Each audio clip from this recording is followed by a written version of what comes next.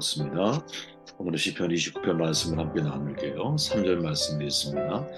여호와의 소리가 물 위에 있도다. 영광의 하나님이 물의 소리를 내시니 여호와는 많은 물 위에 계시도다. 여호와의 소리가 힘 있음이요 여호와의 소리가 위엄차도다. 자연 속에서 소리를 들으라 라는 제목으로 말씀을 함께 나눕니다. 쉽게 말하면 성경에 기록되어져 있는 말씀 가운데 자연 계시에 대한 말씀이 있기 때문에 우리가 특별 계시 즉 성경을 통해서 하나님을 알아가는 외에 자연을 통해서 하나님을 묵상하고 또 하나님을 더 깊이 알아간다라는 것 이것도 매우 중요한 일이다라는 것이죠. 시편 29편은 다윗의 찬양시로 분류를 합니다. 우선 3절부터 9절 상반절까지의 내용을 보면 지금 다윗이 어떤 상황에서 무엇을 바라보면서 이 시편을 노래하고 있는지를 확인할 수가 있는데 그것은 번개와 천둥을 동반한 아주 강력한 폭풍우를 경험하고 있는 것이죠. 다윗은 그 천둥치는 소리를 여호와의 소리라고 표현하면서 매 절마다 자기가 지금 목도하고 있는 자연계의 장관을 신앙적 관점에서 묘사를 하고 있습니다. 3절에서 9절 사이에 이 여호와의 소리란 표현이 무려 8번이 사용이 돼요. 그러므로 당연히 이 29편에서 우리가 주목해야 할 핵심 구절이 있다면 여호와의 소리라고 하는 표현이죠. 3절과 4절에 보면 여호와의 소리가 많은 물 위에 있으며 영광의 하나님의 뇌성을 바라시는 소리가 힘이 있고 위엄으로 가득 차 있다라고 말하는 것은 지금 억수같이 비바람이 쏟아지는 가운데 천둥 소리가 우렁차게 울리는 것이 바로 하나님 당신의 높고 위대하심을 스스로 선포하시는 자연 계시의 소리로 다윗은 받아들이고 있는 것이죠. 5절에 보면 여호와의 소리가 백향목을 꺾어 부순다라는 것은 백향목 나무들이 폭풍의 힘에 의해서 꺾여버리거나 우리가 보통 벼락을 정통으로 맞게 되면 나무가 갈라지잖아요. 맥없이 쓰러지는 모습을 가리키고 있는 거죠. 또 6절에 보면 나무를 송아지같이 뛰게 하신다라는 말은 비바람 때문에 큰 나무의 가지들은 물론이고 줄기까지 마구 흔들리는 것 이것을 상상하시면 되는 것이고 레바논과 시련으로 들송아지 뛰게 하신다라는 말은 팔레스타인 산야 지역의 숲 전체가 지금 폭풍 때문에 이리저리 휩쓸리면서 파도처럼 요동치는 장면을 묘사하고 있는 거죠. 또 7절에 여호와의 소리가 화염을 가르시도다라는 말은 우리가 잘 알지만 천둥 벼락이 번개칠 때 때로는 그 벼락에 의해 숲불에 산불이 나는 경우를 목격하잖아요. 그 장면을 연상케 만들고 8절에 보면 여호와의 소리가 가데스 광야를 진동하신다라는 말은 아까 레바논 시련 같은 산악지대뿐 아니라 가데스 광야 즉 들판지대 역시 이런 자연의 힘에 의해서 땅바닥부터 떨리게 됨을 가리킨다. 라고 생각할 수 있죠. 그리고 구절 상반절에 여호와의 소리가 암사슴으로 나태하게 만든다라는 것은 사슴도 이런 대자연의 소리와 진동 때문에 새끼를 낙태하게 되는 것을 뜻하는 것 같고 살림을 맑게 벗기신다라는 말은 앞서 언급한 것처럼 벼락 위에 산불이 나면 우리 옛날에 고성에 산불 난 것처럼 살림을 완전히 태워버리잖아요. 재만 남죠. 캘리포니아 매년 보면 산불이 나잖아요. 근데 그게 또 한편으로는 굉장히 좋은 유익이 될 수 있다 그러죠. 한번 정화되는 거죠. 한번 생명의 새 순환이 이루어지는 거지, 그죠? 지금 다윗의 눈앞에는 자연계가 요동을 치면서 엄청난 장관을 연출하고 있습니다. 그것은 지상에 있는 모든 산천과 초목과 동물 전체를 마음대로 뒤흔드는 보는 사람으로 하여금 절로 압도되지 않는 않을 수가 없게 만드는 아주 강력한 힘이라 우리가 자연의 분노라고 하는 다큐 같은 거 보면 여러분 허리케인이나 태풍이 몰아칠 때 또 엄청난 바다에 이 해일이 몰아칠 때 보면 야 자연의 힘 정말 무서운 거구나 정말 바다를 나는 선장은 자연을 내가 이기려고 하는 마음이 없다 그러죠. 자연에 순응하려고 하는 마음을 배워나가지. 왜? 그 거대한 자연의 힘 앞에 자신이 경외감을 느끼지 않을 수가 없다라는 거예요. 하물며 지구에 살고 있는 우리가 이런데 우리가 예를 들어서 우주선을 타고 밖에 나아가 보면 과연 우리 존재가 어떻게 느껴질까요? 진짜 먼지의 티끌처럼 보이지 않을까요? 그죠?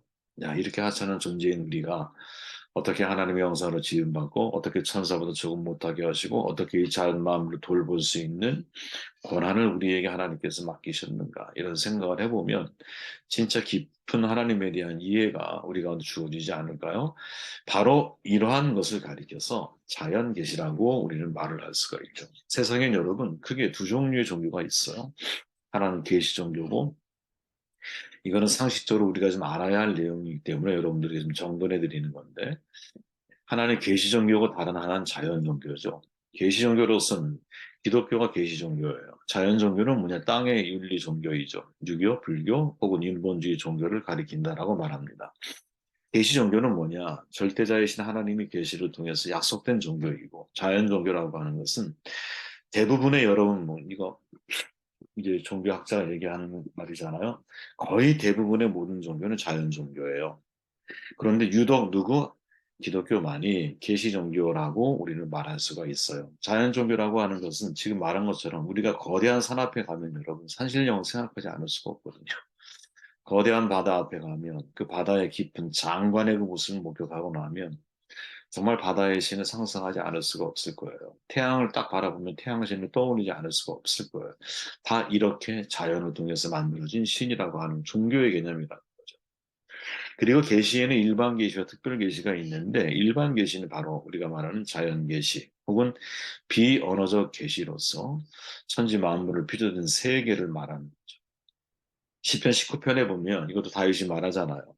하늘의 하나님의 영광을 선포하고 궁상이 그 손으로 하신 일을 나타내는 거다. 날은 날에게 말하고 밤은 밤에게 지식을 전하니. 또 오늘 29편에서도 여호와의 소리라고 하는 표현을 통해서 자연 속에 계시된 하나님의 능력과 신성을 우리에게 증거하고 있는 거죠. 바울은 이것을 아주 명료하게 정돈해 줍니다. 로마서 1장 20절에 보니까 창세로부터 그의 보이지 아니하는 것들 곧 그의 영원하신 능력과 신성이 그가 만드신 만물에 분명히 보여 알려졌나니 특별 계시는 좀 전에 말한 것처럼 하나님의 말씀인 성경이에요.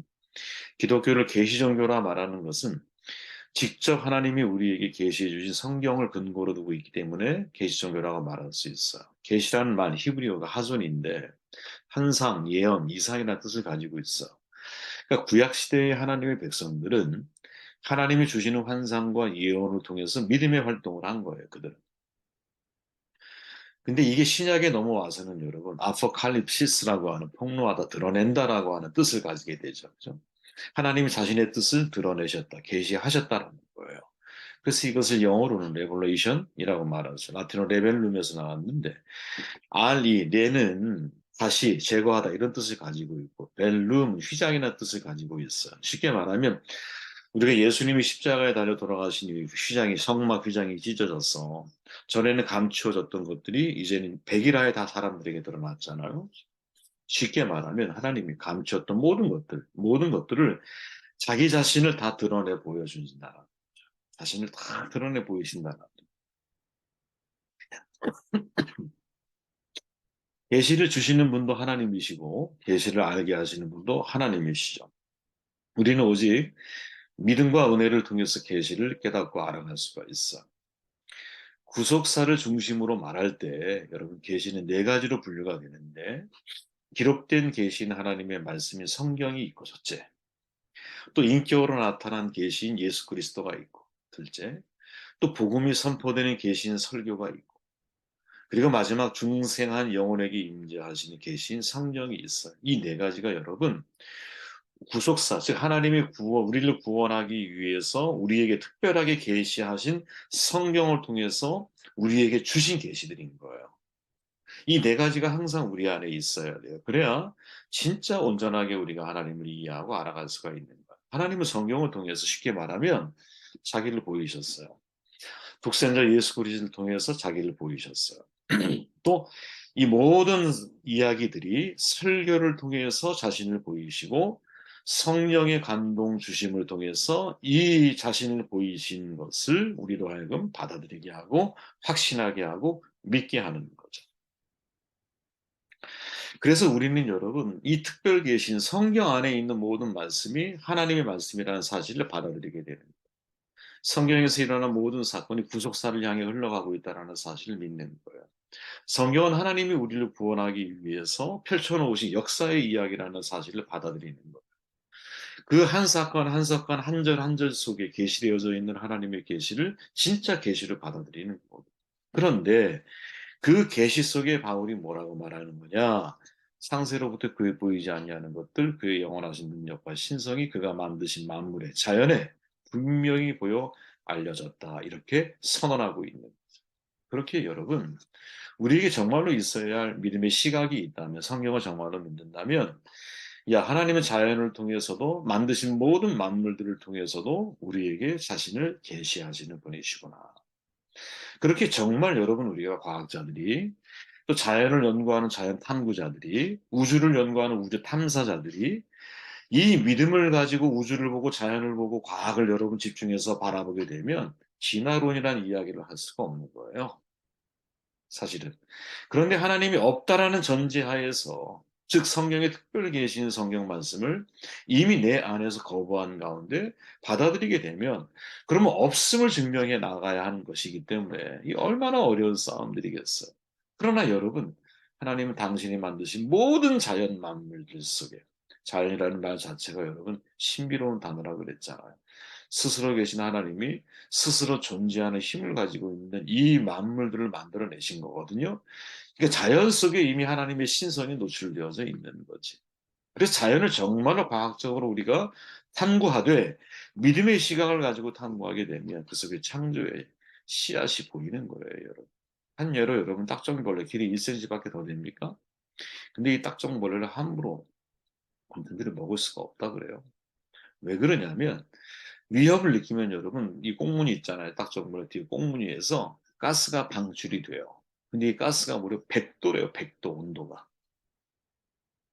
상상이 되십니까, 여러분? 아니 요만한 벌레가 방출하는 에너지가 100도. 과학자들이 너무 신비한 거죠. 자기는 영향을 받지 않고 어떻게 물이 끓는 100도에 해당하는 가스를 방출할 수 있을까? 그래서 과학자들이 해부를 했어요. 그랬더니 몸속에 두 종류의 화학 물질이 각각 다른 곳에서 만들어지는데 이게 합쳐지면서 어떻게 이게 엄청난 에너지를 가지고 있는 것으로 분사시켜 버리는 거예요. 정말로 정교한 설계로 통해서 이루어진 거죠. 만약에 여러분 이 딱정벌레를 오랜 세월 지난 동안 진화해서 이와 같은 무기를 갖게 된 것이다라고 생각을 한다면 진짜 문제가 발생하는 거예요. 해결하기 어려운 문제들이. 어떤 기관부터 만들어졌을까? 네? 이 창조과학에서 하는 이야기 들어보면 정말로 재밌어요. 어떤 기관에서부터 만들어졌을까?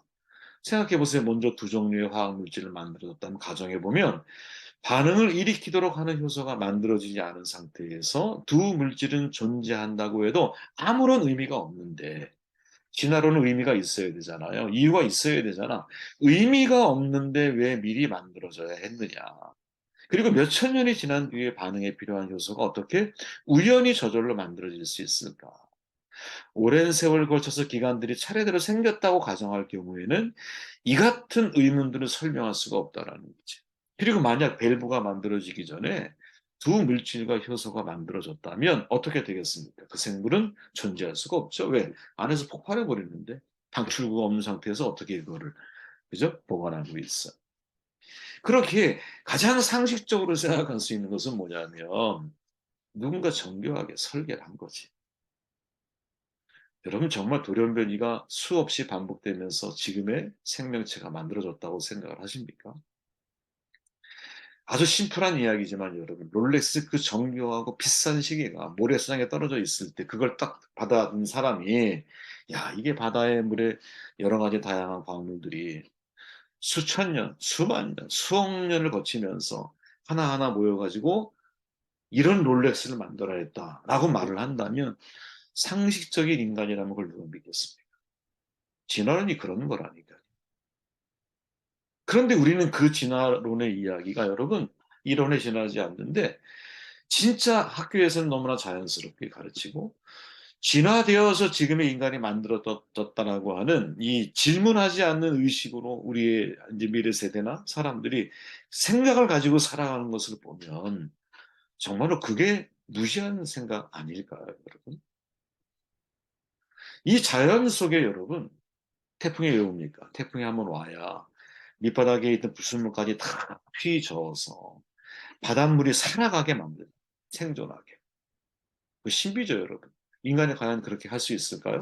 우리는 정말 지난번 말씀 나눈 것처럼 악인은 파괴하고 건설하지 않잖아. 우리는 파괴하는 데 익숙하지만 하나님은 재건하고 회복시키시는 데 익숙한 거죠. 그렇기에 여러분 자연 계시라고 하는 거, 자연 신학이라고 하는 거, 개중에 많은 신학자들은 여러분 여기에 동의하지 않는 분들이 많이 있어요. 근데 저는 개인적으로 어떤 입장이냐면 사도 바울이 로마서 1장 20절에서 분명하게 말하잖아요. 그의 지으신 만물 속에 하나님의 신성과 능력이 분명히 보여 알게 되나니 이 말씀을 믿는다면 우리가 왜 자연 계시를 거부할 이유가 있습니까? 오히려 자연에 대해서 여러분 더 과학적인 이때의 과학은 하나님이 없다는 전제가 아니라 하나님이 있다라는 전제를 가지고 세상을 바보라는 거예요. 여러분 로봇 하나 만드는 게 얼마나 어려워. 로봇보다 훨씬 더 정교한 하루살이.